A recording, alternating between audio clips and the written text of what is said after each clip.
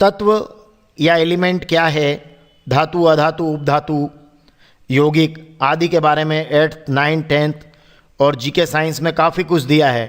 तो आइए इनके बारे में बात करते हैं। क्या है तत्व? एलिमेंट क्या है? तत्व पदार्थ का वह मूल रूप है या मूल अवस्था है जिसे रासायनिक प्रतिक्रिया द्वारा या केमिकल रिएक्शन द्वारा और आप सरल पदार्थों में विभाजित नहीं कर सकते। मतलब वो सबसे सरलतम रूप है। अब उसके बाद और सरलतम रूप में आप उसको केमिकल रिएक्शन के द्वारा विभाजित नहीं कर सकते, बांट नहीं सकते। उन्हें हम कहते हैं तत्व। और प्रकृति में 100 से ज़्यादा जो हमें हमारे पास वर्तमान में 100 से ज़्यादा तत्व हमको ज्ञात है, जिसमें 92 नेचुरल है और बाकी सब मैन मेड है। और ज़्यादातर तत्व क्या हैं?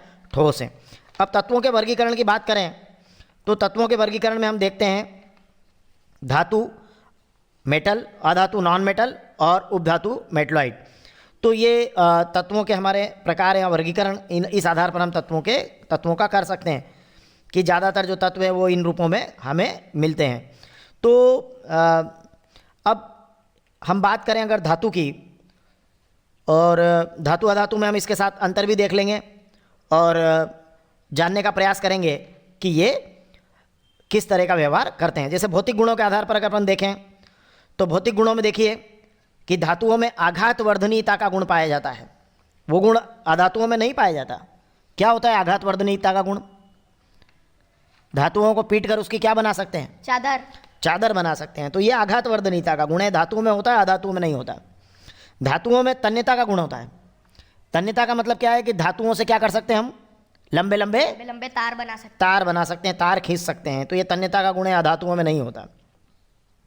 धातुओं में एक और गुण होता है चालकता का। वो ऊष्मा और विद्युत की क्या होती है?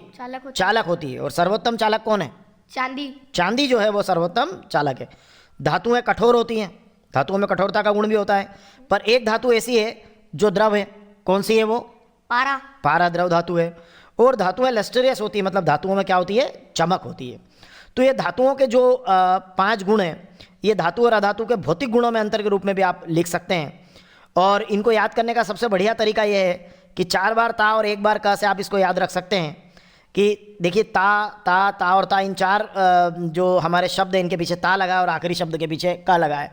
तो पहला था आघात वर्धनीयता, दूसरा तन्यता, तीसरा चालकता और चौथा कठोरता। तो 4 बार आप ता के रूप में और 1 बार क चमक। उदाहरण में आप सोना, चांदी, तांबा, लोहा, सोडियम, पोटेशियम, मैग्नीशियम, ये सब, और पारा जो है हमने अभी बात की थी द्रव धातु है। और अधातुओं में ये सारे गुण पाए नहीं जाते हैं। और हाइड्रोजन, ऑक्सीजन, ये जो गैसें हैं, कार्बन, क्लोरीन, आयोडीन, ब्रोमीन द्रव अधातु है। मतलब ब्रोमीन एक ऐसी अधातु है जो द्रव अधातु है। और सबसे ज़्यादा चमकीली जो अधातु है उसके बारे में कह सकते हैं वो हीरा है। अगर हम बात करें उपधातुओं की तो उपधातुओं में वो तत्व आते हैं जो धातु और अधातु के बीच के गुण दर्शाते हैं। मतलब उसमें धातु और अधातु के मध्यवर्ती गुण पाए जाते हैं। कभी इसके थोड़े इसके, ऐसा कह सकते हैं। जैसे बोरान, सिलिकॉन, जर्मेनियम, तो ये उपधातु हैं। इनमें धातु और अधातु के बीच के गुण पाए जाते हैं। तो ये जैसे आपने सेमीकंडक्टर्स जो होते हैं, अर्धचालक, सिलिकॉन, जर्मेनियम वगैरह, ये भी क्या है? उपधातु हैं। और अगर हम बात करें यौगिक की तो यौगिक क्या होते हैं कि वे पदार्थ जो कि 2 या 2 से अधिक तत्वों के नियत अनुपात से रासायनिक संयोग से बनते हैं। जब आप तत्वों को मिलाते हैं और नियत अनुपात में मिलाएं और रासायनिक संयोग से अगर कोई पदार्थ बनता है तो उस पदार्थ को हम क्या कहते हैं? यौगिक कहते हैं। जैसे पानी है, जल, H2O, तो ये हाइड्रोजन और ऑक्सीजन के नियत अनुपात से बना है। मीथेन कार्बन और हाइड्रोजन के नियत अनुपात से बना है, तो इसको हम क्या कहेंगे? कंपाउंड या यौगिक कहेंगे। चलिए जरा सा आपका हम टेस्ट ले लेते हैं।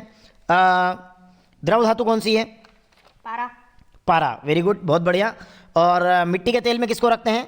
सोडियम। और सर्वाधिक क्रियाशील धातु कौन सी है? पोटेशियम और सोडियम। सबसे ज़्यादा इनमें भी कौन सी सबसे ज़्यादा क्रियाशील है? पोटेशियम। और द्रव धातु कौन सी है? ब्रोमीन। ब्रोमीन द्रव धातु है। बहुत बढ़िया, धन्यवाद।